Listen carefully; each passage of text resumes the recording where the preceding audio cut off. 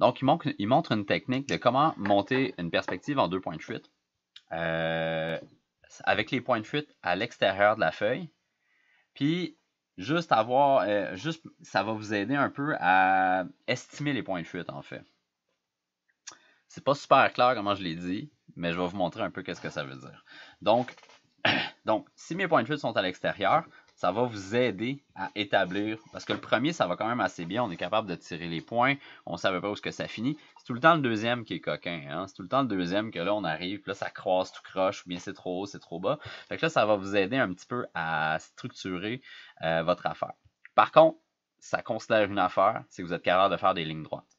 Il faut absolument être capable de faire des lignes droites, il faut être capable de faire des lignes parallèles, il faut être capable de faire des lignes perpendiculaires. Fait que ça va vous aider, ça va vous enseigner un peu où est-ce qu'on s'en va, mais ça ne réglera pas tous les problèmes. Fait qu'on va le faire lentement ensemble. C'est pas super long. Puis vous l'essayerez cette semaine. Puis pour ceux qui ont encore de la misère à monter des points de perspective ou que vous passez beaucoup de temps, vous me direz la semaine prochaine si ça vous a aidé. Fait que pour ça, je vais le faire un petit peu 2 fois en même temps. Excusez-moi, ma petite cartouche, elle a sorti de mon crayon. Fait qu'il faut juste la rendre pour pas que ça pisse partout. Je vais vous le faire une fois comme voici ma page. Fait que ça, c'est la vue un petit peu globale. Puis avec mon horizon qui va être à peu près ici. Puis je vais la faire en gros ici. Fait que suivez-moi. Vous allez voir que c'est quand même, ça fait du sens. Puis peut-être ça va vous aider même juste par la logique. Donc on va commencer comme d'habitude avec une ligne principale qui est droite. Donc dans mon petit dessin, j'ai une belle ligne comme ça. Fait qu'à date, tout le monde est content, c'est une ligne, elle est dans l'univers, elle est facile à dessiner, ça c'est bien. Ensuite, je peux commencer puis établir mon point de fuite à la droite. Donc, moi j'y vais, je l'envoie à quelque part par là-bas, puis ils vont se rencontrer à quelque part à l'extérieur de ma page. On est d'accord? Donc, moi si je fais ça ici, comme ça se rencontre à l'extérieur de ma page juste ici. Fait que ça devient mon point de fuite gauche. On est d'accord? Comme d'habitude, il n'y a rien de spécial à date. Par contre, ce que ça nous dit aussi, puis ça on l'avait déjà vu, ça vient aussi de tracer mon horizon. Parce qu'une des conditions de la perspective, c'est que les points de fuite soient sur l'horizon. Right? Okay. Bon, ben à date, Félix, c'est pas malade, là, ton truc, là, regarde, c'est juste bien normal. Maintenant, je vais faire tout de suite le petit, puis vous allez voir. À la minute que je trace le prochain trait, ma perspective est montée. Parce que dès que je trace un trait, on va dire comme ici, je suis rendu avec une intersection sur mon horizon, puis mon point de fuite de... Voyons, ça c'est gauche, ça c'est droit. Félicitations à la dyslexie. Donc, mon point de fuite de gauche est établi. Là, la grosse question qui reste, c'est qu'est-ce que je fais avec cette ligne-là? C'est là hein, que vous avez tout le temps tendance à scraper. Puis c'est pour ça que tout le temps vos dessus sont scrap. Parce que c'est tout le temps elle que vous faites en dernier. Ou bien vous faites celle-là en premier. Puis c'est celle d'en arrière qui commence à être bancale. Donc, je vais la faire en gros ici. Puis on va voir comment que M. Robertson nous explique ça. Puis je pense que c'est la Brewer technique qu'il appelle. Fait que c'est sûrement un monsieur Brewer qui a inventé cette technique-là. Mais pour vrai, ça marche bien. Donc, ce qu'il faut faire,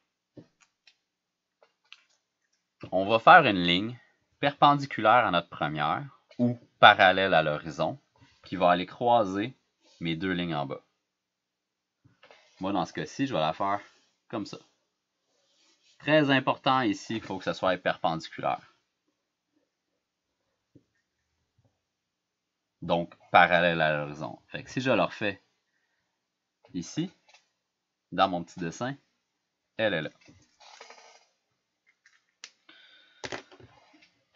Puis là, il y a peut-être du monde qui commence à me voir arriver, mais quand même, checkez bien la passe-passe. Pour vrai, c'est cool. Je vais tourner ma feuille juste pour faire des lignes encore plus droites. On va aller faire une ligne parallèle à ma première ligne. Ici, pour aller croiser en haut. Comme ça ici. De même.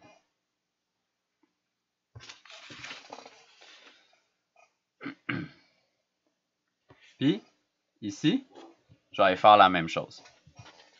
Je pense que Léo vient de comprendre.